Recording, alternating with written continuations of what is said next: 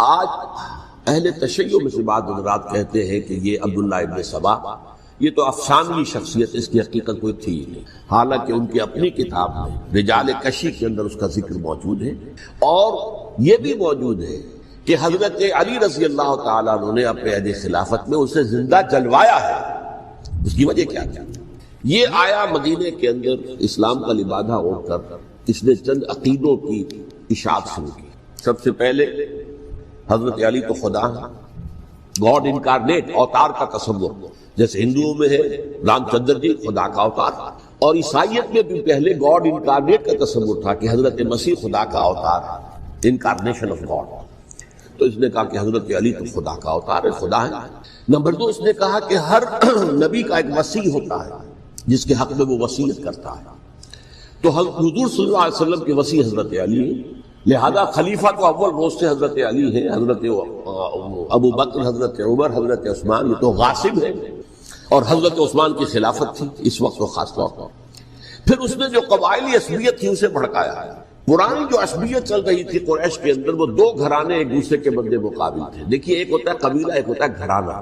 ہمارے پنجاب میں ایک قبیلہ ہے وٹو قبیلہ، اس کے گھرانے بہت سے، مانے کے، لالے کے، سجے کے، شامت کے، یعنی کوئی لالا تھا ان میں سے بڑا، ان کے بیٹے ہو گئے لالے کے، ان کی اولاد، خاندان یہ کہلاتے ہیں۔ قبیلہ ہے یہ وٹو قبیلہ۔ تو قبیلہ تھا قریش، اس میں گھرانے بہت تھے، بنو ہاشم، بنو امیہ، بنو تیم، بنو عدی، یہ بہت سے گھرانے تھے۔ تو چوٹی کے 2 گھرانے جو تھے وہ بنو ہاشم اور بنو امیہ، ان کے درمیان چپقلش تھی، مقابلہ، مسابقت، اور یہ مسابقت فی الخیر بھی ہوتی تھی۔ اگر انہوں نے غریبوں کو کھانے کھلائے ہیں تو ہم ان سے بڑھ کر کھلائیں گے، اگر وہ حاجیوں کی خدمت کرتے ہیں تو ہم ان سے بڑھ کر کریں گے۔ تو ان کے اندر یہ مسابقت خیر نہیں تھی، لیکن چپقلش تھی کہ کوئی ہم سے آگے نہ نکل جائے، وہ سمجھتا تھا وہ آگے نہ نکل جائے۔ بار اس شخص نے اس پرانی عصبیت کو تازہ کیا کہ حضور تو بنو ہاشم میں سے تھے، لہذا خلافت حق ہے بنو ہاشم، یہ غاصب ہے۔ اس سے پہلے 2 خلفاء جو تھے وہ نہ بنو ہاشم سے تھے نہ بنو امیہ سے تھے۔ حضرت ابو بکر بنو تیم میں سے تھے، چھوٹا قبیلہ تھا۔ حضرت عمر بنی عدی میں سے تھے، وہ بھی چھوٹا قبیلہ تھا۔ یہ حضرت عثمان پہلے خلیفہ جو بنو امیہ میں سے تھے، جن کی پرانی چپقلش بنو ہاشم سے تھی۔ اب اس کو موقع مل گیا کہ پرانی قبائلی عصبیت کو بھڑکائے۔ یہ ہے اصل میں اس فتنے کا پس منظر عبداللہ ابن سبا نے جو آ کر پھیلایا ہے، اور اس کی تفصیل میں اس وقت میں نہیں جا سکتا، کیسے یہ فتنہ پروان چڑھا، کیا انہوں نے اسٹریٹجی اختیار کی کہ یہ کیا کرتے تھے، گروہ بنا کر بھیجتے تھے لوگوں کو، کوفے میں جاؤ تو وہاں پر دمشق کے گورنر کے خلاف اور مصر کے گورنر کے خلاف الزامات لگاؤ، اس نے یہ کیا، وہ غبن کر گیا، وہ یہ کر گیا، وہ خیانت کر رہا ہے، وہ رشتہ داروں کو پال رہا ہے، اور عثمان کے خلاف بھی تقریریں کرو رضی اللہ تعالیٰ عنہ۔ دمشق میں جاؤ تو کوفے کے گورنر کے خلاف، کیونکہ دمشق کے گورنر کے خلاف بات کرو گے تو لوگوں کو معلوم ہوگا کہ یہ جھوٹ بول رہے ہیں، لیکن یہ کہ وہاں تو تم بات کرو کوفے کے گورنر کے خلاف اور مصر کے گورنر کے خلاف اور حضرت عثمان کے خلاف۔ مصر میں جاؤ تو بات کرو کوفے کے اور شام کے گورنر کے خلاف اور حضرت عثمان کے خلاف۔ یہ انہوں نے ایسا اٹھایا، اور اس زمانے میں آپ کو معلوم ہے ذرائع رسل و رسائی تھے نہیں، نہ اس فتنے کی پتہ چل سکا جب تک کہ وہ فتنہ جو ہے پوری طرح برگ و بار لا کر تراول درخت نہیں بن گئے۔ اس کے نتیجے میں حضرت عثمان رضی اللہ تعالی عنہ شہید، اور خلیفہ پھر حضرت علی رضی اللہ تعالی عنہ کو انہی سوائیوں نے، جنہوں نے گھیراؤ کیا تھا، جنہوں نے حضرت عثمان کو شہید کیا ہے، یہی حضرت علی رضی اللہ تعالیٰ عنہ کے ارد گرد ہوئے، اور حضرت علی رضی اللہ تعالیٰ عنہ بھی نہیں چاہتے تھے خلافت کی بیعت لینا، لیکن آخر کیا کرتے؟ کیا وہ امت کو بغیر خلیفہ کے چھوڑ دیتے؟ حضرت زبیر سے کہا گیا، انہوں نے نہیں مانا، رد کر دی بات۔ حضرت طلحہ سے کہا گیا، انہوں نے نہیں مانا، حضرت علی سے کہا گیا، اب عشرہ مبشرہ میں سے یہی تو تھے نا، لہذا انہوں نے تسلیم کر لیا، خلافت ہو گئی۔ لیکن اس کے بعد جو خانہ جنگی ہوئی ہے، اس خانہ جنگی کے نتیجے میں نوٹ کر لیجئے کہ 1 لاکھ کے قریب مسلمان ایک دوسرے کی تلواروں اور نیزوں اور برچھیوں اور تیروں سے ختم ہلاک۔ یہ ہماری تاریخ کا تاریخ ترین باب ہے۔ 5 سال، 4.5 سال حضرت علی کی خلافت کے، اور 6 مہینے حضرت حسن کے خلاف رضی اللہ تعالی عنہ۔ اس سے کیا ہوا کہ ایک طرف تو اسلام کی جو توسیع ہو رہی تھی، تھمتا نہ تھا کسی سے سیل رواں ہمارا، وہ سیلاب رک گیا، انٹرنل سیبوٹاج ہو گئی نا، اب تو اندر ہی آپس ہی میں اگر دستوں گریبان ہو گئے تو باہر اب کیا توسیع کرتے ہیں۔ وہ توسیع کا عمل ہو گیا۔ اور یوں سمجھیے کہ جیسے ٹرک اگر کبھی چل رہا ہو، بھرا ہوا ہو، لوڈنگ، اور وہ چڑھائی چڑھ رہا ہو، تو اگر کہیں موشن ٹوٹ جائے، ٹرک کو رکنا پڑے، تو ڈرائیور کے جان پر بن جاتی ہے، اس لیے کہ اس کو دوبارہ سٹارٹ کرنا، اور جبکہ وہ چڑھائی پر ہے، انکلائن پر ہے، آسان کام نہیں ہوتا، خطرہ ہوتا ہے وہ پیچھے جو ہے وہ نہ جائے۔ اور پہاڑی علاقوں میں آپ کو معلوم ہے ذرا پیچھے چلے جانے کا مطلب جو ہے بہت خطرناک جو ہے نتیجہ نکل سکتا ہے۔ بہرحال حضرت علی رضی اللہ تعالیٰ عنہ نے اپنے خلافت میں ایک کام یہ کیا، اب اس کی کیا مصلحتیں تھیں یہ تو انہی کے علم میں ہوگا، ہم قیاس کر سکتے ہیں، میں اس طرف میں نہیں جانا چاہتا۔ ابھی تک خلافت کا مرکز تھا مدینہ منورہ، حضرت ابوبکر، حضرت عمر، حضرت عثمان، وہی جہاں حضور صلی اللہ علیہ وسلم رہے تھے اور جہاں پر کہ حضور مدفون تھے۔ لیکن حضرت علی نے اپنا مرکز جو ہے وہ کوفہ بنایا۔ اچھا، اس کی ایک ظاہری وجہ یہ سمجھ میں آتی ہے کہ اسلام کا جو پھیلاؤ ہو گیا تھا، وہ سلطنت اتنی وسیع ہو گئی تھی کہ مدینہ منورہ بہت جنوب میں اور بڑے صحرا کو عبور کر کے جانا ہوتا تھا۔ کوفہ جبکہ ایسی مقام پر تھا کہ جہاں سے مشرقی راستہ جا رہا ہے ایران کو، عراق کے اندر تو ہے وہ شہر کوفہ، اور پھر ایران اور خراسان اور ہندوستان کو راستہ جا رہا ہے، وہیں سے شمال کی طرف جا رہا ہے، شام کی طرف اور ترکی کی طرف، اور وہاں سے پھر یہ کہ مغربی افریقہ کو بھی کنٹرول کرنا، جو شمالی افریقہ کو بھی آسان تھا۔ بہرحال حضرت علی نے کوفہ کو اپنا مرکز بنایا، اور نتیجہ یہ ہوا کہ سبائیوں کا بھی مرکز وہی بن گیا، چونکہ انہوں نے اپنے آپ کو گردا گرد رکھا حضرت علی کے رضی اللہ تعالیٰ عنہ۔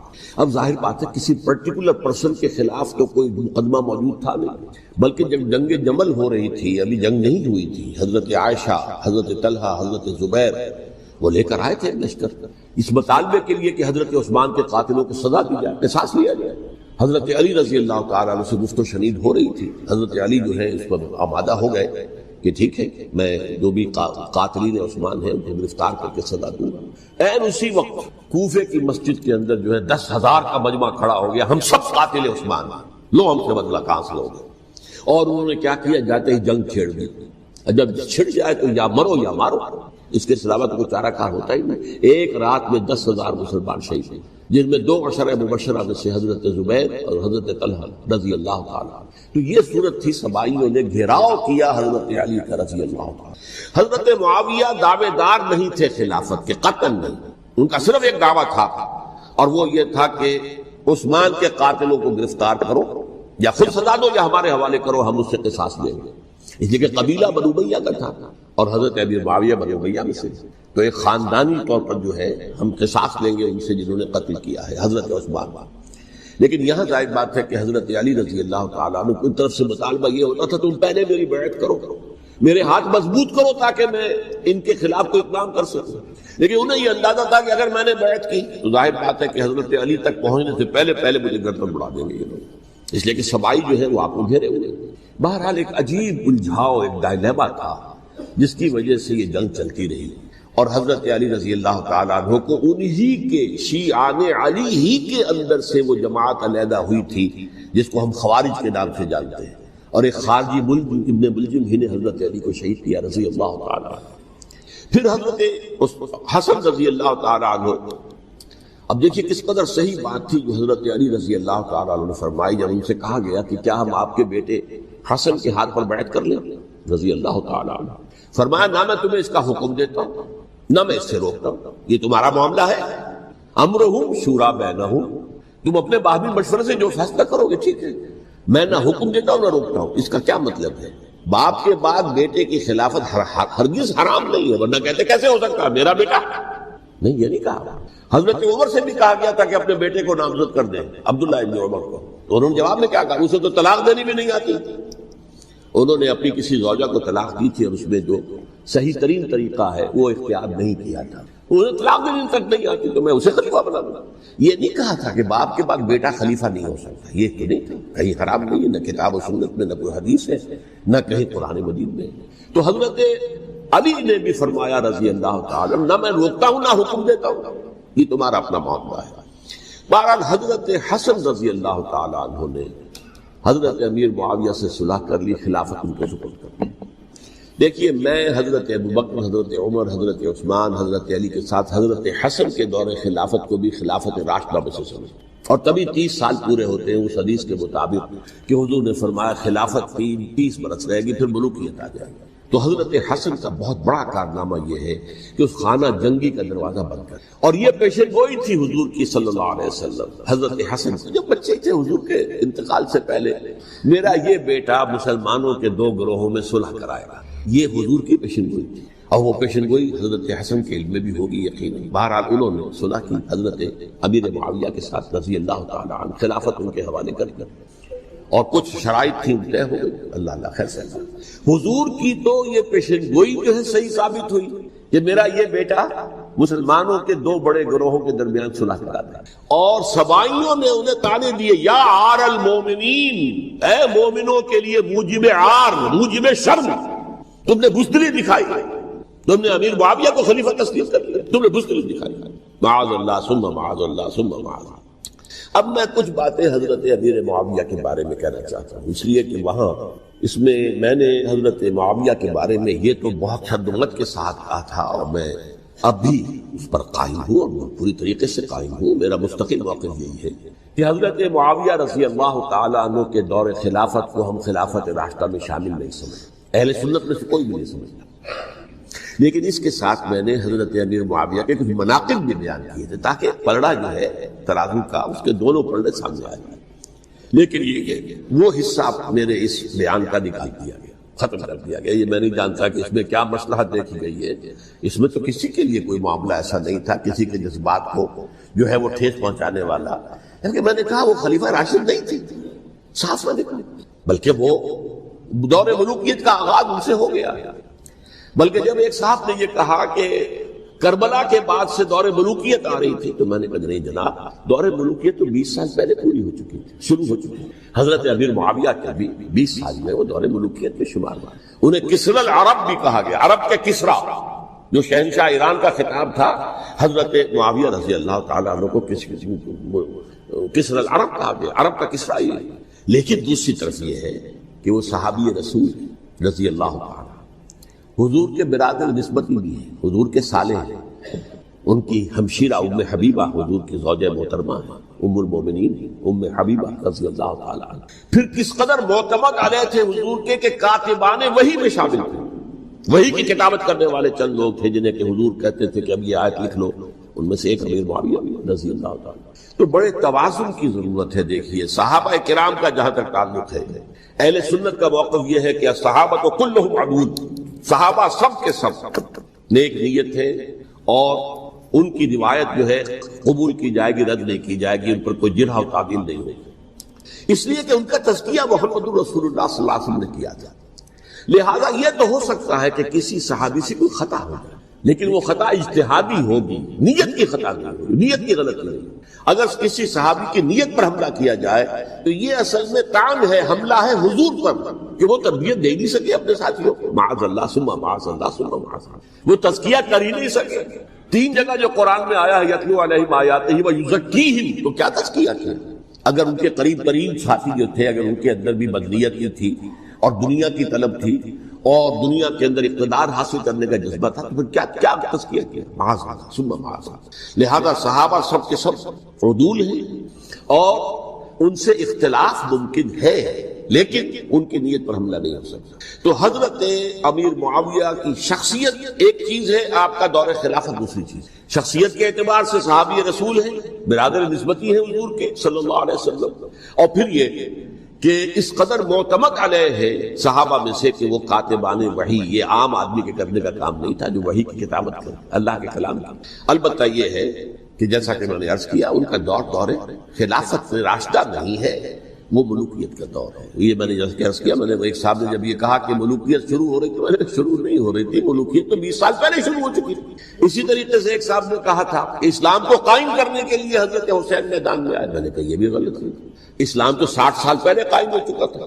نبی اکرم صلی اللہ علیہ وسلم کے دستے مبارک سے اسلام قائم ہو گیا، جعل الحق وزهق الباطل ان الباطل كان زهوقا، پھر 30 برس تک وہ کامل شکل کے اندر قائم رہا۔ تو اسلام جو ہے وہ جو ہے در حقیقت اب قائم کرنے والی بات نہیں تھی، البتہ اس کے اندر زوال شروع ہو گیا تھا، اس زوال کے عمل کو روکنے کے لیے حضرت حسین میدان میں۔ یہ چیز کو صحیح تاریخی پرسپیکٹو میں رکھنا تو جس طرح سے دین کو قائم کرنے کے لیے نہیں، قائم تو کیا محمد رسول اللہ صلی اللہ علیہ وسلم والذین معہ رضی اللہ تعالی عنہ، انہوں نے کیا۔ ہاں اب جو ہے وہ اپنی اس شاندار حیثیت سے نیچے گرنے لگا تھا، وہ میں بعد میں عرض کروں گا کہ میں نے اسے کیا عرض کیا تھا کہ یہ اس زوال کو روکنے کے لیے کسی طریقے سے یہ اپنی اصل حقیقت پہ قائم رہے، یہ حضرت حسین رضی اللہ تعالیٰ عنہ کی سعی تھی۔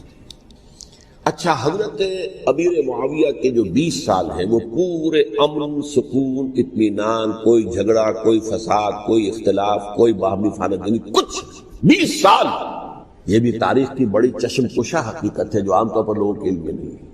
سبائی بھی دبکے رہے، حضرت امیر معاویہ کی حکومت اتنی مضبوط تھی، کنٹرول، کہ ان کو کچھ سر اٹھانے کا موقع نہیں ملا، موجود تھے، دبکے رہے۔ جیسے کہ میں نے کہا ریولیوشن کے آخری مرحلے پر آ کر جو مخالفین ہیں وہ دب جاتے ہیں کہ پھر دیکھیں گے موقع ملے گا تو پھر لیں گے ان سے حساب کتاب۔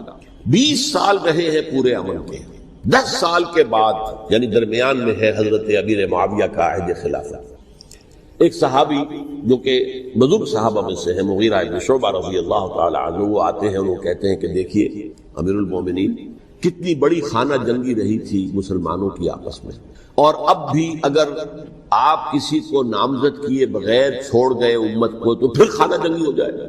1 لاکھ اس وقت جو ہے وہ ہلاک ہوئے تھے، نہ معلوم اب کتنے ہلاک۔ لہذا آپ اپنی زندگی ہی میں نامزد کر دیجئے کسی کو خلیفہ، ولی عہد بنائیں۔ حضرت امیر معاویہ نے ابتداءً جو ہے انکار کیا نہیں، لیکن ان کے دلائل ایسے تھے وزنی، اور میں سمجھتا ہوں کہ وہ بات صحیح تھی جو مغیرہ بن شعبہ نے کہی، اس لیے کہ اب صحابہ کرام میں سے جو کبار صحابہ تھے وہ تو سب دنیا سے رخصت ہو چکے تھے، اب تو یا صغار صحابہ رہ گئے تھے جو حضور کے زمانے میں بچے تھے، حضرت حسن، حضرت حسین، عبداللہ ابن زبیر، یہ بچے تھے نا، یا تو وہ تھے، اور یا بالکل نو مسلم تھے، اور نو مسلموں میں بڑی تعداد وہ تھی جو ایرانیوں کی تھی، شامیوں کی تھی، ادھر کی تھی، ادھر کی تھی، تو ان کو تو ظاہر بات ہے کہ تربیت نبوی سے کیا خلافت راشدہ سے بھی اکثر و بیشتر کو کوئی حصہ ملا ہی نہیں۔ تو اس صورت میں اب وہ اعلیٰ ترین معیار پر حکومت کے نظام کو قائم کرنا ممکن نہیں ہے۔ کوئی قبائلی عصبیت جب تک حکومت کی پشت پر نہیں ہوگی، حکومت مستحکم نہیں ہوگی۔ یہ گویا کہ ایک جس کو کہتے ہیں کہ حقیقت بینی، واقعیت پسندی، ایک آئیڈیالزم ہے اور ایک ریئلزم ہے کہ آپ فیکٹس آن دی گراؤنڈ کو غور کریں، سوچیں اس کے اوپر اور پھر کوئی فیصلہ کریں۔ اس اعتبار سے پھر حضرت امیر معاویہ نے بات مان لی اور بیعت لے لی لوگوں سے حضرت یزید کے لیے کہ یہ خلیفہ ہوں گے میرے بعد، اس کو ولی عہدی کہتے ہیں۔ اچھا، اس وقت 5 افراد ایسے تھے کہ جنہوں نے اس سے اختلاف کی، یہ بات بہت اہم ہے۔ میرا کتاب کیا ہے، سانحہ کربلا، اس کے کچھ نسخے آج یہاں ہوں گے، آپ لوگ پڑھیے اسے غور سے اور پھیلائیے تاکہ حقیقت سامنے آئے۔ 5 افراد کون تھے جو ہونے چاہیے؟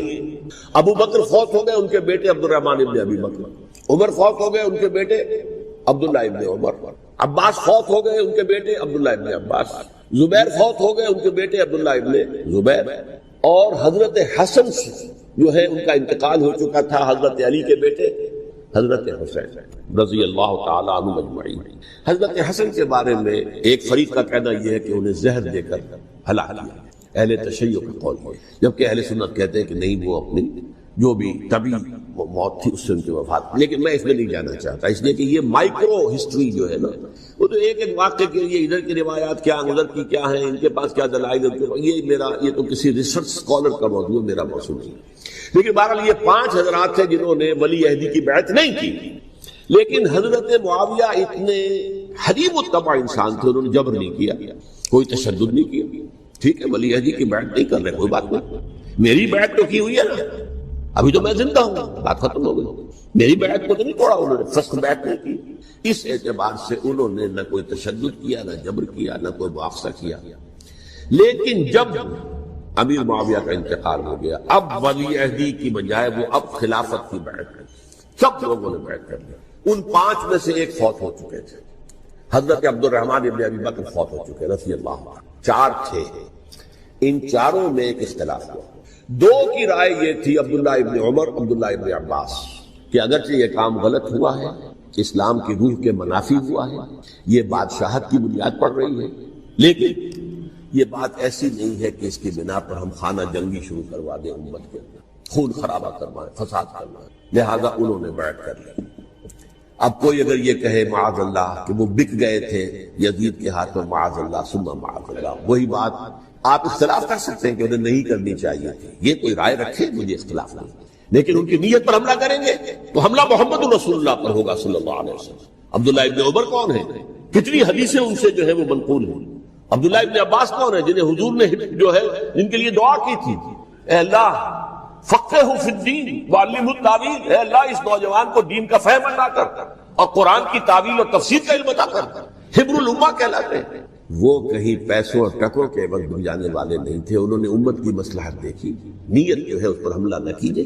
البتہ اختلاف کا حق آپ کو حاصل ہے۔ دو حضرات جو ہے ڈٹے رہے کہ نہیں، ہمیں کم وقت میں ریزسٹ کرنا ہے۔ عبداللہ ابن زبیر عمر کے اعتبار سے وہ بڑے مسلمانوں میں سب سے پہلے ولادت مدینے میں جا کر جو ہوئی ہے وہ عبداللہ ابن زبیر کی ہوئی ہے۔ ہجرت کر کے جب مہاجرین وہاں پہنچے، کچھ عرصے تک کسی کے ہاں کوئی اولاد نہیں ہوئی تو لوگوں نے تانے دینے شروع کر دیے کہ معلوم ہوتا ہے کہ یہاں آ کر یہ مکے کے رہنے والے جو ہے کمزور ہو گئے ہیں، ان کے ہاں اولاد ہی نہیں ہو رہی۔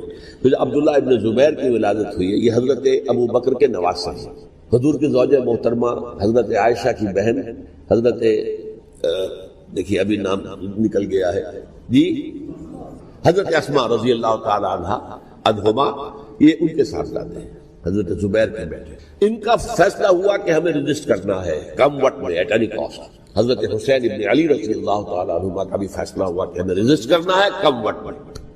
البتہ ان میں بھی ایک اختلاف ہو گیا، یعنی یہ دو تو جڑے رہے، ان دو میں اختلاف ہو گیا۔ عبداللہ ابن زبیر کا کہنا یہ تھا کہ ہمیں حجاز میں رہنا چاہیے، یہ سرزمین ہے جس میں نبوت کی برکات سب سے زیادہ ہے، یہاں ہم مضبوط قلعے کے اندر ہیں، ہمیں یہاں سے جو ہے رجسٹ کرنا چاہیے اور ختم کرنا چاہیے اس نظام کے اندر جو خرابی آ گئی ہے۔ حضرت حسین رضی اللہ تعالیٰ عنہ کے پاس خطوط کا تانتا بنا ہوا تھا، کوفے سے لوگ خط لکھ رہے تھے، آئیے آئیے آئیے، ہم آپ کے ہاتھوں بیعت کریں گے، ہم آپ کے ہاتھوں بیعت کریں گے، ہم آپ کے ہاتھوں بیعت کریں گے۔ یہی وہ کوفہ جو حضرت علی کا دارالخلافہ رہا تھا اور جو پھر سبائیت کا گڑھ بن گیا تھا۔ چنانچہ حضرت حسین نے حضرت مسلم بن عقیل کو بھیجا وہاں پر کہ میرے نمائندے کی حیثیت سے جا کر وہاں پر بیعت لو۔ 10-12 ہزار افراد نے بیعت کر لی، لیکن اس کے بعد یزید کی طرف سے گورنر بنا کے بھیجا گیا ابن زیاد کو۔ ابن زیاد نے آ کر جو تشدد کیا اور سختی کی تو سب کے سب بیعت توڑ کر اور سب منحرف ہو گئے۔ مخلصین تو وہ تھے نہیں، الکوفی لایوفی، کوفی جو ہے وہ تو کوئی وعدہ وفا کرنے والا ہوتا ہی نہیں، بیعت توڑ دی۔ فمن نقص فانما ينقص على نفسه، بیعت کے بعد بیعت توڑ دینا بہت بڑا گناہ ہے، توڑ دیا۔ ادھر اطلاع مل گئی حضرت حسین کو، چل چکے تھے وہ راستے میں تھے کہ وہاں تو مسلم بن عقیل شہید ہو گئے اور سب لوگوں نے بیعت توڑ دی۔ اب واپس جانا چاہتے تھے لیکن مسلم بن عقیل کے بیٹے جو ہے اڑ گئے۔ یہ عرب کی اپنی ایک جو ہے پرانی ان کی حمیت اور ان کا قبائلی نظام کہ اب ہم اپنے والد کے خون کا قصاص لیے بغیر نہیں جائیں گے۔ حضرت حسین رضی اللہ تعالیٰ عنہ کی مروت اور شرافت کہ یہ میرا ساتھ دینے کے لیے آئے تھے، اب میں ان کا ساتھ نہ دوں تو یہ تو شرافت اور مروت کے خلاف ہے۔ کہا اچھا چلو چلتے۔ وہاں جا کر بھی عین اپنے میدان کے اندر بھی حضرت حسین رضی اللہ تعالیٰ عنہ نے 3 چیزیں پیش کی ان کوفیوں کے لشکر کے خلاف۔ سب سے بڑا لشکر کے اندر سب سے بڑے تو کوفی تھے جنہوں نے بیعتیں کی ہوئی تھی حضرت حسین کے ساتھ۔ دیکھو مجھے جانے دو واپس حجاز کی طرف، یا مجھے سرحدوں پر بھیج دو تاکہ میں کافروں کے ساتھ جنگ کرتے ہوئے اپنی جان دے دوں، یا مجھے یزید کے پاس جانے دو، میں اپنا معاملہ اس سے طے کر لوں۔ لیکن کوفیوں کو یہ گوارا نہیں تھا۔ اگر یہ یزید کے پاس پہنچ گئے تو ہمارا کچا چٹھا بیان کر دیں گے کہ مجھے تو ان لوگوں نے برگلا کر بلایا تھا۔ اس لیے کہ دیکھیے حضرت امیر معاویہ کے 20 سالوں کے دوران میں بتا چکا ہوں ان کی حکومت اتنی مستحکم تھی کہ اس کے خلاف کوئی فتنہ اٹھانا ممکن نہیں تھا۔ اب چونکہ چینج اوور ہوا تھا، اور چینج اوور میں آپ کو معلوم ہوتا ہے کہ ایک جس کو کہتے ہیں every thing is in the melting پاٹ، ابھی تو یہ درمیان کے اندر معاملہ ہے، تو انہیں موقع ملا سر اٹھایا حضرت حسین رضی اللہ تعالیٰ عنہ کو، جو خطوط لکھے جس کے کہ تھیلے کے تھیلے اور بوریوں کی بوریاں بھری ہوئی حضرت حسین کے ساتھ تھی، وہ کہا کہ آئیے ہم آپ سے بیعت کریں گے، انہوں نے نہیں مانا۔ اور اصل میں حضرت حسین کے قاتل وہ کوفی، وہ بزدل، وہ منافق جنہوں نے بیعت کر کے بیعت توڑی، اور اب وہ آ گئے کہ اگر یہ حسین رضی اللہ تعالیٰ عنہ بچ کر کہیں یزید کے پاس پہنچ گئے تو پھر ہمارا کچا چٹھا جو ہے وہ سامنے آ جائے گا اور ہماری پھر شامت آ جائے گا۔ لہذا انہوں نے قتل کیا حضرت حسین کو رضی اللہ تعالیٰ۔ ایک بات جو علامہ ڈاکٹر قلب صادق نے فرمائی، اور مجھے میرے علم میں یہ بات پہلے نہیں تھی، وہ یہ کہ حضرت حسین کے قتل کا فتویٰ ایک بہت بڑے مفتی نے دیا تھا. یہ بات بھی ذرا سمجھ لیجیے. حضرت حسین رضی اللہ تعالیٰ عنہ کے قتل کا فتویٰ ایک بہت بڑے مفتی نے دیا تھا. کیوں دیا تھا؟ اس لیے کہ حضور کی احادیث موجود ہیں کہ جب ایک شخص کی ایک خلیفہ کی بیعت ہو جائے تو دوسرا اگر کھڑا ہو تو اسے قتل کرو. کھلی حدیث. اسی لیے ایک بہت بڑے مفسر بھی ہے، فقیہ بھی ہے، قاضی ابن العربی رحمۃ اللہ علیہ. ایک ابن عربی ہے الف لام کے بغیر، ابن عربی، وہ بہت بڑے صوفی ہیں، فلسفی ہیں، اندلس کے ہیں. یہ قاضی ابن العربی ہیں جنہوں نے قرآن کی تفسیر لکھی ہے اس اعتبار سے کہ صرف ان آیات کی تفسیر جن سے کہ فقہی احکام جو ہے ان کا استنباط ہوتا ہے. یہ دو تفسیریں اس طور سے لکھی گئی ہیں قرآن مجید کی. احکام القرآن ان کا نام ہے دونوں کا، جن میں سے ایک جو ہے قاضی ابن العربی کی ہے. ان کا ایک جملہ نقل ہوتا ہے، قتل الحسین بسیف جدہ، حسین قتل ہو گئے اپنے ہی نانا کی تلوار سے. وہ تلوار کیا تھی؟ جب کسی کی بیعت ہو چکی ہو پھر کوئی کھڑا ہو مدعی خلافت قتل. میرے نزدیک حضرت حسین مدعی خلافت نہیں تھے. یہ بات اس وقت سامنے لوگوں کے نہیں آئی، بلکہ حکومت نے یہ باور کرا دیا کہ یہ تو باغی ہے، یہ مدعی ہے خلافت کے. انہوں نے تو دعویٰ نہیں کیا خلافت، وہ تو صرف اس عمل کو روکنے کے لیے میدان میں آئے تھے. اور اس بات کو اچھی طرح سمجھ لیجئے کہ اس وقت تک یہ جو تصور آج ہمارے پاس ہے کہ ریاست علیحدہ ہے، حکومت علیحدہ ہے. State of Pakistan, we are loyal to the state of Pakistan. ہم ریاست پاکستان کے وفادار ہیں، گورنمنٹ آف پاکستان کے وفادار نہیں ہیں. We are not loyal to the government. Government تو کبھی بے نظیر کی تھی، ہم اس کے خلاف تحریک چلا رہے تھے، یا کبھی کسی اور کی تھی اس کے خلاف تحریک چل رہی ہے، یا کبھی ضیاء الحق کی تھی اس کے خلاف تحریک چل رہی ہے. گورنمنٹ کو بدلنا تو عوام کا حق ہے. آج اس وقت نہیں تھا. اس وقت ریاست اور حکومت کا کوئی فرق نہیں تھا. لہذا جو حکومت سے اختلاف کرے گویا کہ باغی ہے. یہ ہے اصل میں وہ پیچیدہ مسئلہ کہ کیوں کسی مفتی نے فتویٰ دے دیا. اس لیے کہ اس وقت تک ریاست اور حکومت کا فرق واضح نہیں تھا دنیا پر. یہ تو ابھی کوئی 100-150 سال کی بات ہے کہ آج ہمارا جو پولیٹیکل سائنس کا ایولیوشن ہوا ہے وہ اسٹیج تک پہنچ گیا ہے کہ اسٹیٹ علیحدہ ہے، حکومت علیحدہ ہے. حکومت تو اسٹیٹ کے 3 آرگنز میں سے ایک آرگن ہے. ایڈمنسٹریشن حکومت کی ہے، جوڈیشری ہے اور لیجسلیچر ہے. 3 آرگنز ہیں بڑے بڑے، ان میں سے ایک ہے. تو حکومت کو بدلنا تو عوام کا حق ہے، چاہے وہ ووٹ کے ذریعے بدلے، چاہے ایجیٹیشن. اگر پرامن ایجیٹیشن ہے اس سے حکومت کو بدلنے کا حق حاصل ہے دستوری طور پر ہر اعتبار سے. اس وقت یہ نہیں تھا. لہذا صورتحال یہ بن گئی کہ حکومت وقت نے باور کرا دیا مسلمانوں کو. ورنہ سوچئے نواسہ رسول کو قتل کرنا کوئی آسان کام تھا. آخر سب کلمہ گو تھے کہ نہیں تھے؟ کلمہ گو تھے، اور حضور سے عقیدت اور محبت میں کبھی. لیکن یہ کہ فتویٰ اگر ایک بہت بڑے مفتی کا، جو کہ حضرت علامہ ڈاکٹر قلب صادق صاحب نے فرمایا، مجھے اس مفتی کا نام بھی معلوم نہیں کہ ایک مفتی ہی کا فتویٰ تھا جس کے بنا پر اب ان لوگوں نے حضرت حسین کو قتل کیا. اور یہی وجہ ہے کہ انہوں نے پھر خیموں کو بھی آگ لگا دی. بھائی حالانکہ دیکھیے اگر دشمنی کا انتقام ہوتا تو حضرت علی بن حسین جو بیمار تھے، جو بعد میں زین العابدین رحمت اللہ علیہ کے نام سے پھر یہ اہل تشیع کے چوتھے امام معصوم ہیں، حضرت علی، حضرت حسن، حضرت حسین، اور پھر حضرت علی بن حسین زین العابدین رحمت اللہ علیہ، کیا ان کو بھی قتل کر دیتے؟ حضرت حسین کی نسل بھی ختم ہو جاتی ہے. لیکن نہیں کی. آگ کیوں لگائی؟ آگ اس لیے لگائی کہ وہ جو ڈاکومنٹری پروف ہے ہماری غداری کا یزید کے خلاف حضرت حسین کو جو ہم نے دعوت دی، وہ جو ڈاکومنٹری پروف خطوط کی شکل میں موجود ہے وہ ختم ہو جائے، ڈسٹرائے ہو جائے. اس کے لیے انہوں نے خیموں میں آنا. بہرحال یہ ہے تاریخی پس منظر. یہ اسی سبائی فتنے کا تسلسل ہے جس نے سب سے پہلے حضرت عثمان کی جان لی رضی اللہ تعالیٰ عنہ.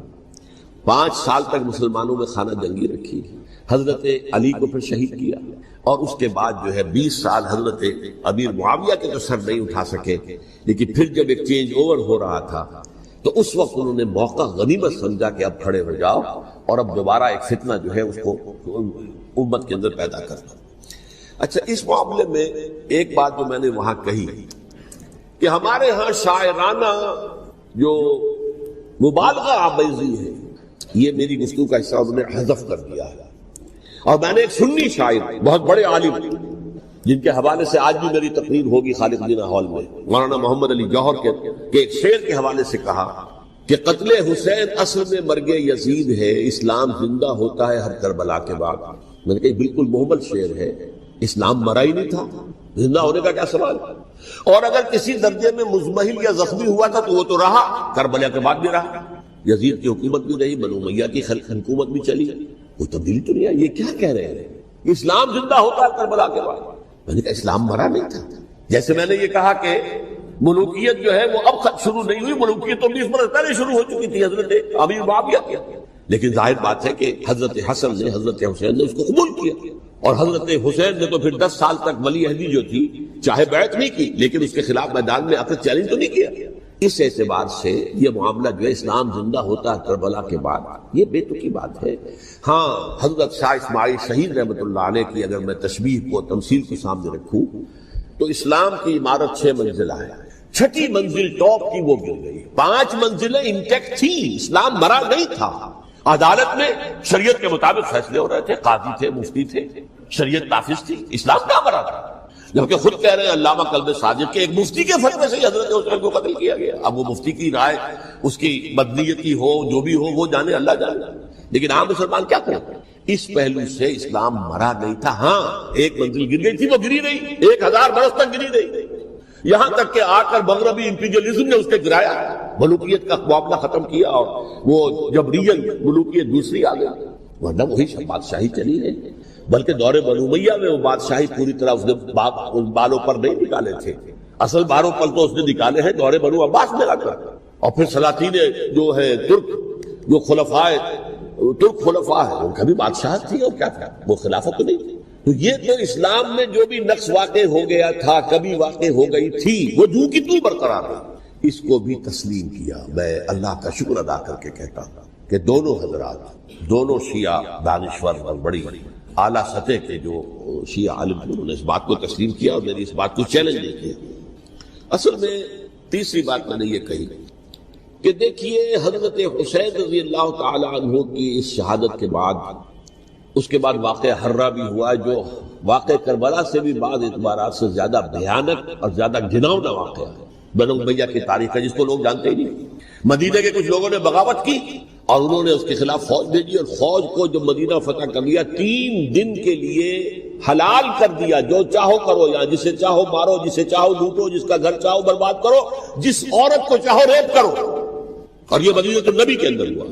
تو کاٹ کھانے والی ملوکیت کے اندر بہت سے واقعات ہیں۔ عبداللہ ابن زبیر کھڑے ہوئے، انہوں نے حکومت قائم کی تھی، لیکن یہ کہ وہ تو 6 سال کے لیے کامیاب بھی رہے، ایک حکومت قائم کی، بنو امیہ کے ہاتھ پر بیٹھ نہیں کی، بالآخر ان کی حکومت بھی ختم ہو گئی۔ پھر حضرت زید کھڑے ہوئے، انہوں نے بغاوت کی، وہ بھی ناکام رہ گیا۔ پھر بنو عباس میں کھڑے ہوئے حضرت نفس زکیہ، حضرت حسن رضی اللہ تعالیٰ عنہ کے اولاد میں سے، وہ بھی ناکام ہو گئے، شہید ہو گئے۔ پھر یہ سمجھ لیا گیا کہ اب یہ جہاں تک 6ٹھی منزل ہے وہ تو دوبارہ تعمیر نہیں ہو سکتی، یہ تو جس کی لاٹھی اس کی بھینس، جس کے پاس طاقت ہوگی اس کی حکومت ہوگی، جس کا قبیلہ زیادہ قوی ہوگا، جس قبیلے میں زیادہ عصبیت ہوگی، مضبوط ہوگا، متحد ہوگا، طاقتور ہوگا، اسی کی حکومت ہوگی۔ البتہ اس کے نیچے لوگوں کے اخلاق کی اصلاح کرو۔ صوفیاء کرام نے وہ کام اپنے ذمے لیا، اور بالکل وہی کام ہے کہ جو ائمہ اہل بیت کرتے رہے۔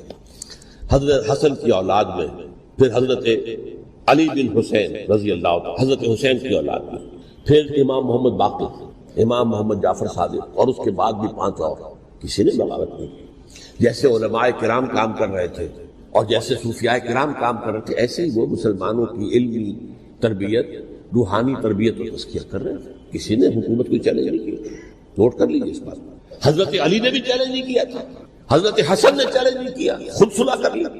تو ائمہ اہل بیت جو 12 یہ گنتے ہیں، جن میں سے آخری جو ہے حضرت مہدی کو تو ابھی ظاہر ہونا ہے، ان کے عقیدے کے مطابق وہ روح پوش ہیں، وہ ظاہر ہوں گے، لیکن 11 حضرات کے بارے میں یہ کہ حضرت حسین کے سوا کسی نے بھی چیلنج نہیں کیا موت کے نظام، اور حضرت حسین نے بھی اس مغالطے پر کیا کہ کوفی ساتھ دیں گے، اور یہ موقع ہے کہ یہ جو 6ٹھی منزل اسلام کی گر گئی ہے اسے دوبارہ تعمیر کر دیا جائے۔ انہوں نے خلافت کا دعویٰ نہیں کیا تھا، یہ انہیں عوام کو مغالطے میں مبتلا کیا گیا کہ یہ خلافت کا مدعی ہو کر سامنے آیا۔ جیسا کہ میں نے آپ سے کہا تھا، امیر معاویہ نے حضرت علی کے عہد خلافت میں کبھی خلافت کا دعویٰ نہیں کیا، مدعی خلافت نہیں تھے، وہ تو یہ کہتے تھے کہ قاتلان حسین جو ہے، قاتلان عثمان کو سزا دو، قصاص دو، بس۔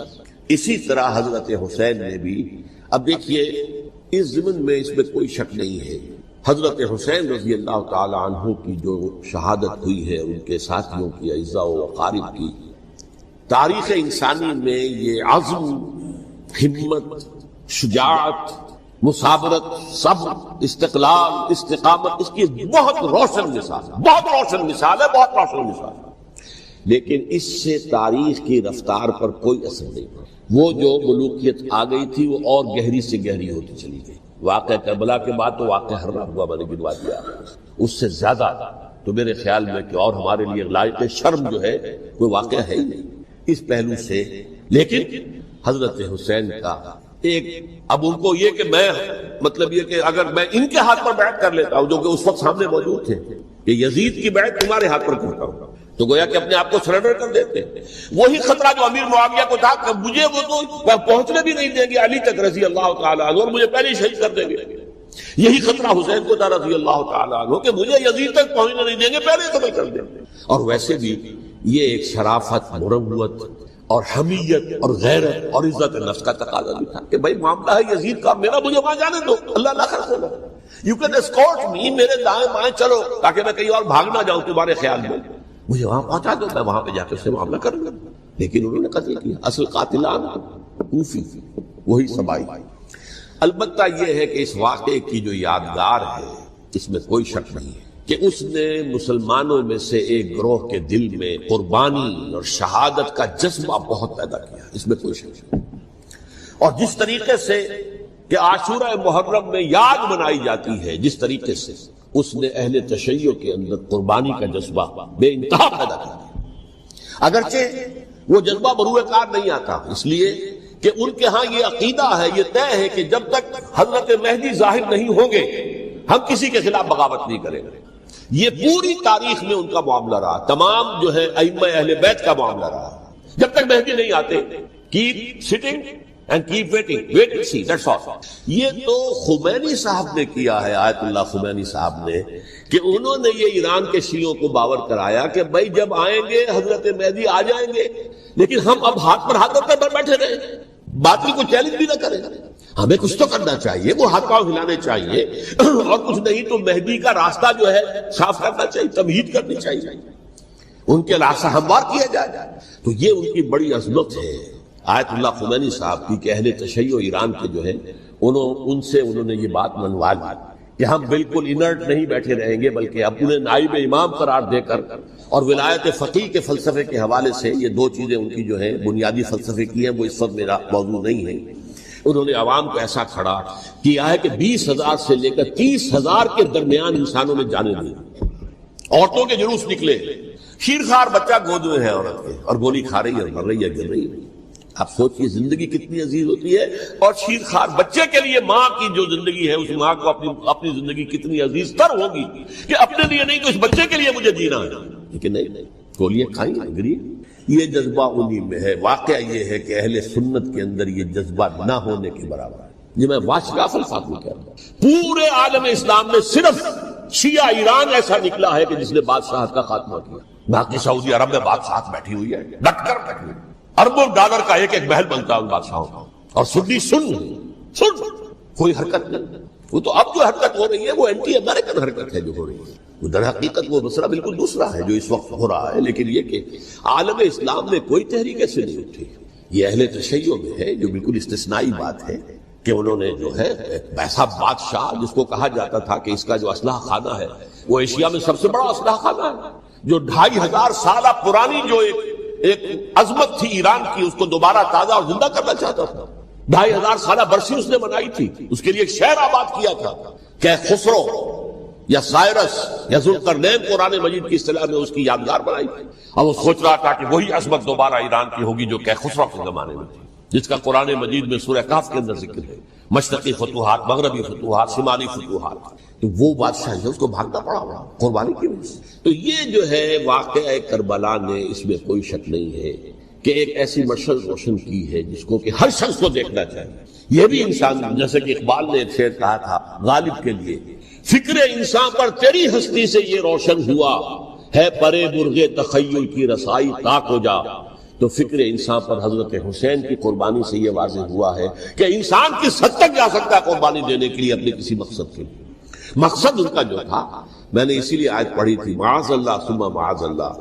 میں ایک آخری بات جو کہہ رہا ہوں وہ نوٹ کر لیجئے، ایک خاص انتہائی نقطۂ نظر کے عام کیے جانے کی وجہ سے سنیوں میں بھی ایک انتہائی رد عمل پیدا ہوا ہے، ایکسٹریم رائٹسٹ سنی۔ اگر ایک طرف سے حملہ کیا گیا ہے حضرت عثمان کی نیت پر، ان کو خیانت کا الزام لگایا گیا، ان پر اقربا پروری کا الزام لگایا گیا، حضرت ابو موسیٰ شریف پر خیانت اور غداری کا الزام لگایا گیا، یہ ساری چیزیں اگر صحابہ کرام کے اوپر ہوئی، امیر معاویہ پر، امیر اور عمرو بن العاص پر، تو جواب میں کچھ لوگ کھڑے ہو گئے، حضرت علی وہ اقتدار کے طالب تھے، معاذ اللہ ثم معاذ اللہ ثم معاذ اللہ۔ یہ اہل سنت کا موقف نہیں ہے۔ حضرت حسین اقتدار کے طالب تھے، ہرگز نہیں، ہرگز نہیں، ہرگز نہیں۔ وہی اصول جو میں نے بتایا تھا سب کے لیے لاگو رہے گا، وہ امیر معاویہ کے لیے ہے تو حضرت علی کے لیے بھی، حضرت حسین کے لیے بھی۔ یہ نیک نیت ہے، آپ ان کی کسی رائے سے اختلاف کر سکتے ہیں لیکن ان کی نیت پر حملہ نہیں کریں گے۔ نیت پر حملہ کریں گے آپ کا ایمان بالرسالت جو ہے وہ بدل ہو جاتا ہے۔ یہ رسول کے ساتھ ہے، رسول نے ان کا تذکیہ کیا، یتلو علیہم آیاتہ ویزکیہم، اس کا سارا عمل محمد کا کیا ہوا صلی اللہ علیہ وسلم۔ تو صحابی کے معاملے میں یہ ہمارے ہاں ان کو اہل سنت جو ہے جو معتدل مزاج کے، اکثریت ان کی تو چند لوگ ہیں، ذرا قلم چلا لیتے ہیں تو ان کی بہت سی کچھ چھوٹی چھوٹی کتابیں بھی شائع ہو گئی ہیں بہت، لیکن انہیں اہل سنت نے قرار دیا ناسبی یا خارجی۔ جیسے خوارج نے کہا تھا حضرت علی بھی کافر ہے اور حضرت ابی معاویہ بھی کافر ہیں، حضرت عمرو بن العاص بھی کافر ہے، معاذ اللہ ثم معاذ اللہ۔ ایسے ہی کچھ لوگ حضرت حسین پر بھی الزام لگاتے ہیں کہ اقتدار کی حوث و طلب کے اندر انہوں نے یہ سارا سفر کیا تھا، اور بس یہ ہے کہ وہ جو بازی تھی وہ ہار گئے، اللہ اللہ ہے صلی اللہ، اس سے آگے کیا ہے بابا، نہیں، معاذ اللہ ثم معاذ اللہ۔ اسی لیے میں نے آیت آج جو پڑھی تھی ایک اور جو بہت بظاہر آپ کو معلوم ہوئی ہوگی، غیر متعلق ہے میرے آج کے عنوان سے، تلک الدار الآخرۃ نجعلھا للذین لا یریدون علوا فی الارض ولا فسادا۔ یہ سورہ قصص کے آخری آیات میں سے، دیکھو یہ آخرت کا گھر جو ہے وہ ہم خاص کر دیں گے ان لوگوں کے لیے جو اس زمین میں اپنے اقتدار کے طالب نہیں ہوتے۔ زمین میں اقتدار کے طالب ہوگے فساد ہو جائے گا، تم بھی طالب میں بھی طالب، جھگڑا ہوگا، لڑائی ہوگی، دنگا ہوگا، فساد ہوگا۔ تلک الدار الآخرۃ نجعلھا للذین لا یریدون علوا فی الارض ولا فسادا۔ جو لوگ زمین میں اپنے اقتدار کے طالب اور اس کے نتیجے میں فساد پیدا کرنے والے نہیں ہیں، ان کے لیے ہم نے آخرت کا گھر خاص کیا ہے۔ والعاقبۃ للمتقین، اور عاقبت جو ہے، انجام کار، آخرت جو ہے وہ تو متقیوں کے لیے ہے۔ اسی میں آئیں گے سب صحابہ کرام، خواہ وہ حضرت علی ہے رضی اللہ تعالیٰ عنہ، اور خواہ وہ حضرت امیر معاویہ ہیں، حضرت عثمان ہیں رضی اللہ تعالیٰ عنہ، خواہ حضرت حسن ہے، حضرت حسین ہے رضی اللہ تعالیٰ عنہ، خواہ عبداللہ ابن زبیر ہے، خواہ عبداللہ ابن عباس ہے، خواہ عبداللہ ابن عمر رضی اللہ تعالیٰ عنہ مجمعین۔ اس اصول کو سامنے رکھ کر اختلاف آپ کر سکتے ہیں کسی سے بھی، لیکن کسی کی نیت پر حملہ کریں گے تو اصل میں آپ کا ایمان بالرسالت مجروح ہو جائے گا۔ علی کو نبی اکرم صلی اللہ علیہ وسلم نے اپنا نائب بنا کر چھوڑا تھا جب غزوہ تبوک میں جا رہے تھے مدینے میں۔ حضرت علی نے کہا کہ مجھے آپ عورتوں کے ساتھ بٹھا کے جا رہے ہیں، فرمایا تمہارا مقام میرے ساتھ وہی ہے جو موسیٰ کے ساتھ ہارون کا تھا۔ ہارون کو چھوڑ کر گئے تھے نا یہودیوں کے پاس جب گئے تھے تورات لینے کے لیے، تو تمہارا وہی مقام ہے میرے ساتھ۔ تو یہ حضرت علی رضی اللہ، ان کے بارے میں میرا، ان کی کیا عظمت میری نگاہ میں۔ تو یہ تین کتابیں ہیں، مجھے نہیں معلوم تیسرا یہاں ہے یا نہیں ہے، بہرحال آپ لوگوں کو ریکمینڈ کر رہا ہوں کہ ان کا مطالعہ کریں۔ اب یہ کہ آخری بات یہ کہ اصل ہمارے کرنے کا کام کیا ہے۔ دیکھیے کیوں نہیں کیا کسی نے بھی خروج کا معاملہ میں واضح کر چکا ہوں، بغاوت نہیں کی، کیوں؟ ایک تو ریاست اور حکومت میں فرق نہیں تھا، ذرا کھڑا ہو اور وہ باغی قرار پائیں گے، واجب القتل ہو جائے گا، فتوے کی زد میں آ جائے گا، یہ معاملہ تھا۔ اور دوسرے یہ کہ عمارت پوری گری نہیں تھی، ایک منزل گری تھی۔ آج ہم کہاں کھڑے ہیں؟ پوری عمارت گری ہوئی، نہ شرعی عدالتیں ہیں، نہ شرعی فیصلے ہیں، نہ احکام الہی نافذ ہیں، نہ حدود اور قصاص کے معاملات، کچھ بھی نہیں۔ ہمارا فرض کیا ہے؟ حضرت حسین کی مدح کرتے رہیے، تعریف کرتے رہیے، صحابہ کرام کی مدح کرتے رہیے، مدح صحابہ، اس کے لیے مجلسیں قائم ہو رہی۔ بھائی کر کیا رہے ہو؟ تھے تو آبا وہ تمہارے ہی، مگر تم کیا ہو؟ ہاتھ پر ہاتھ دھرے منتظر فردا، تلک امت قد خلت لہا ما کسبت ولکم ما کسبتم۔ وہ تو ایک امت تھی جو چلی گئی، اللہ کے ہاں پہنچ گئے، جو کچھ انہوں نے کمایا وہ ان کے لیے، تمہارے لیے نہیں ہے۔ تمہارے لیے وہ ہوگا جو تم کماؤ. ہمارے لیے راستہ اب یہی ہے کہ خلافت راشدہ کے مکمل نظام کو اثر نو قائم کرنے کے لیے منہج انقلاب نبوی کو اختیار کریں. میری کتاب اس پر، کیسٹس اس پر، آڈیو کیسٹس، ویڈیو کیسٹ، سی ڈیز، نہ معلوم ڈی وی ڈی، سب کچھ موجود. سیرت النبی پر تو میں عرض کر چکا ہوں. فلسفہ سیرت النبی سمجھنا ہے تو میری کتاب پڑھیے، ورنہ سیرت النبی آپ پڑھ لیں گے، واقعات معلوم ہو جائیں گے. فلسفہ سیرت سامنے اس کا آپ مطالعہ کریں گے میری کتاب سے. اور دوسرے یہ کہ یہ خلافت قائم کرنے کے لیے جو جد و جہد ہم کر رہے ہیں، تحریک خلافت پاکستان جس کا میں داعی ہوں ادنا سا، وہ تنظیم نہیں ہے، میں اس کا امیر نہیں ہوں، وہ ایک تحریک ہے. جیسے تحریک پاکستان کہلاتی تھی جس کی تنظیم تھی مسلم لیگ، پارٹی کا نام مسلم لیگ تھا لیکن تحریک پاکستان. اس طرح تحریک خلافت پاکستان وہ ہم نے چلائی ہے تنظیم اسلامی کی. یہ خلافت جب پہلی چلی تھی آج سے 84 سال قبل، نومبر 1921 میں خالد دینا ہال میں وہ مقدمہ چلا تھا، جس کے نتیجے میں بڑے بڑے جو لیڈر تھے ہمارے، مولانا محمد علی جوہر اور مولانا حسین مدنی اور مولانا ابوالکلام آزاد، ان سب کو 2 سال کی قید کی سزا سنائی گئی. بغاوت، مقدمہ بغاوت، یہ خالد دینا ہال.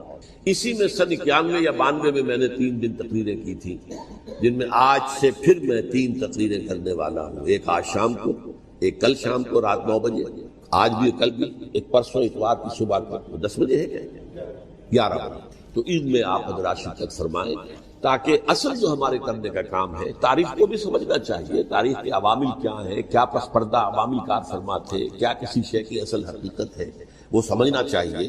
لیکن یہ ہے کہ اس اعتبار سے میں نے جب یہ لفظ استعمال کیا تھا اس مذاکرے میں، لپ سروس، کہ یہ ہم صرف لپ سروس کرتے رہے، مدح کے بیان کرتے رہے، منقبت بیان کرتے رہے، حضور کی نعتیں کہتے رہے، اس سے تو بات نہیں بنے گی جب تک کہ وہ فرض منصبی شہادت علی الناس کا جو ہمارے ذمے ہے بحیثیت امت محمد صلی اللہ علیہ وسلم، اس کو ادا نہ کرے.